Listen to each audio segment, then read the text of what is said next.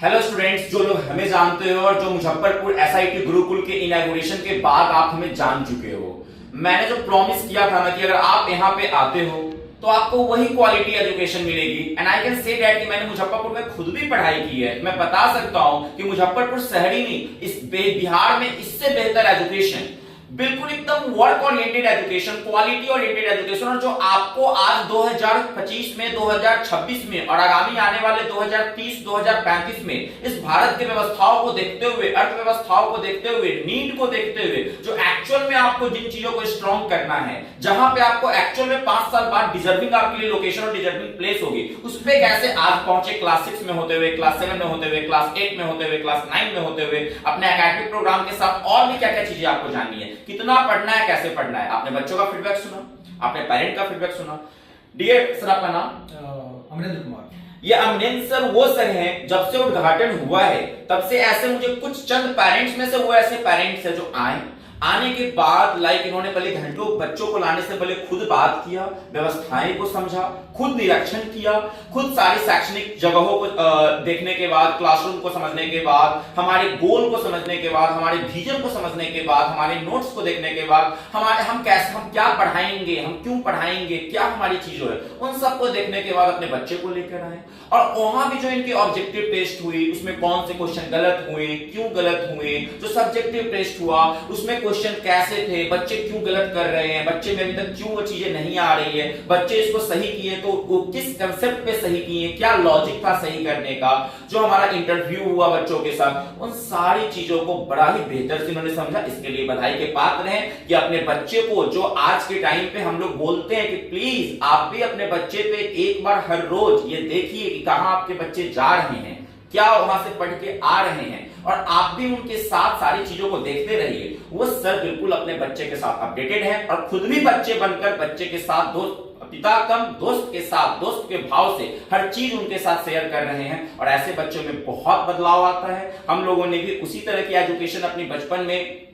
अपने घर पे रह के, अपने चाचा जी के साथ, चाची जी के साथ, अपने शिक्षकों के साथ ऐसा ही पाया। जब भी आप याद रखिए कि अगर पेरेंट्स एक बच्चे के साथ अपडेटेड है, अपग्रेडेड है, वो सारी चीजों को देख पा रहा है, बिल्कुल मॉनिटर कर पा रहा, ट्रैक कर पा रहा, हर दिन पूछ रहा है, प्रोग्रेसिव है, तो बच्चे पे इसका प्रभाव पड़ता है कि मेरे पिताजी भी आएंगे तो वो देखेंगे क्या पढ़ रहे हैं। और मैं ठीक है, देखते हैं केवल ये प्रचार प्रसार है या इनके अंदर कुछ टाइप का कुछ लेवल है।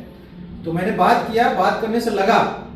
कि मैं जहां पे बैठा हूं वहां पे मेरे से वेल एजुकेटेड टीचर हैं, ट्यूटर हैं। मैंने ये भी पता किया कि यहाँ पे जो टीचर हैं वो कहाँ से सिलेक्ट होके आते हैं या लोकल टीचर आते हैं। तो सर ने मुझे बताया कि पटना को इनका ब्रांच है, वहां से रिक्रूटमेंट होता है और फिर यहाँ आते हैं और यहाँ पढ़ाते हैं।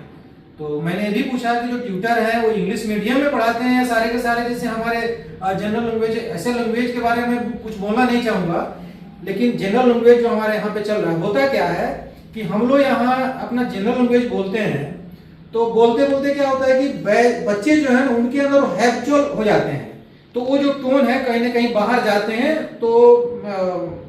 वो आ जाता है। और मैं अपने लाइफ में मैंने बहुत कोशिश किया, मैं अपने लाइफ में जिस कमी के चलते यहाँ तक कुछ आगे नहीं बढ़ पाया, जो मैं चाहता था वहां तक नहीं जा पाया, वो मेरी ये कमी थी कि communication skill in English language वो मुझे नहीं आता था। थोड़ा आता था लेकिन थोड़ा बहुत आता था, उतने हम वेल एजुकेटेड मतलब इवन स्किलफुल नहीं थे कि किसी को अपना एक्सप्रेशन जो है उनके लैंग्वेज में, जैसे कि कोई मेरे से इंग्लिश में बात करे तो मैं उनको दे दूं, मैं समझ सकता था, जैसे कि उनको मैं रिटर्न में दे सकूं, ये सब मेरे पास नहीं था। तो मैं ये चाहता था कि जो बच्चे हमारे जहां जिस क्लास में पढ़े, जिस ट्यूटर के अंदर रहे, तो पहले वे तो है कि जितने भी बातों को है इंग्लिश में एक्सप्लेन करके बताएं, रिटर्न क्वालिफिकेशन हो, उसके बाद जो है जो क्या बोलते हैं सॉल्यूशन वगैरह, मौखिक लिखित सारे के सारे नॉलेज हो, तो वहां मैं डालना चाहता था। तो मेरी यही है कि मैं यहाँ से संतुष्ट हूँ,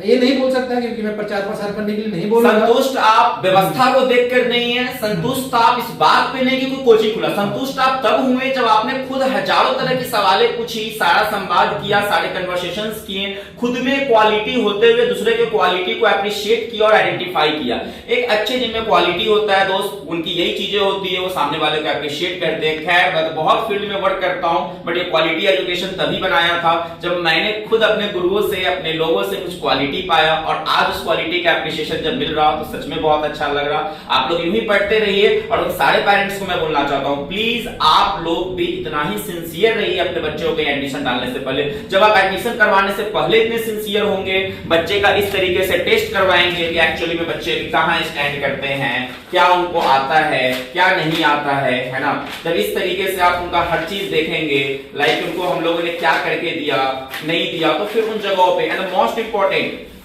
बच्चे का जो ये डायग्नोस्टिक रिपोर्ट हम लोग शेयर करते हैं टेस्ट के बाद कि बच्चे का हमने क्या टेस्ट लिया, बच्चे को क्या आ रहा था, उनकी इंस्टेंट थिंकिंग कैसी रही, उनकी रियल अंडरस्टैंडिंग कैसी रही, उनका कंसेप्ट क्या था, उनका रेशियोलॉजी कैसा था, उनकी एबिलिटी क्या थी, है ना। तब उन सारी चीजों को देखने के बाद जब ये सारी चीजें आपको डे वन एडमिशन लेने से पहले मालूम होता है तो फिर आपको समझ में आता है। और फाइनली हम लोग सारे पेरेंट को कहना चाहेंगे, marks can improve later, foundation must be corrected now, this diagnostic help us to teach exactly what the child needed, not what the syllabus demands. Exactly. जब आप इस प्रोसीजर को फॉलो करके बच्चे को कहीं पे रखेंगे तो आप जहां भी रहेंगे संतुष्ट रहेंगे, और बाकी हमारे सोशल मीडिया से आप जुड़ के सारी अपडेट को लेते रहिए। लेकिन हाँ, अपने बच्चे के लिए इस तरीके से इनसे सीखने की चीज है कि ये दूर से भी आकर एक रात में, रात को इन्होंने 11 बजे कॉल किया, 11 बजे से लेकर रात के 1 बजे तक हमारी मीटिंग्स हुई इनके बच्चे को लेकर। फाइनली आज इनका बच्चा यहाँ सामने खड़ा है। तो जब ये देख कर जाते हैं तो ये जो अपने हार्ड एंड मनी पैसे खर्च करते हैं उससे बहुत संतुष्ट होते हैं, और दूर से भी रहकर बच्चे को फॉलो करते रहते हैं और उन्हें निर्देश देते रहते हैं। तो ऐसे ही आप सभी सारे पेरेंट्स से मेरी लास्ट रिक्वेस्ट है कि प्लीज, मैंने खुद देखा है कि आप लोग जिस तरीके से पैसे देकर चले जाते हैं कि सर बच्चे को पढ़ाइए, प्लीज आप आकर इन सारी चीजों को, प्रोसेस को फॉलो करें। आपके बच्चे पे बहुत ज्यादा उनकी साइकोलॉजी पर प्रभाव पड़ता है, ओवरऑल आपके बच्चे बहुत अच्छे होते हैं। Thank you.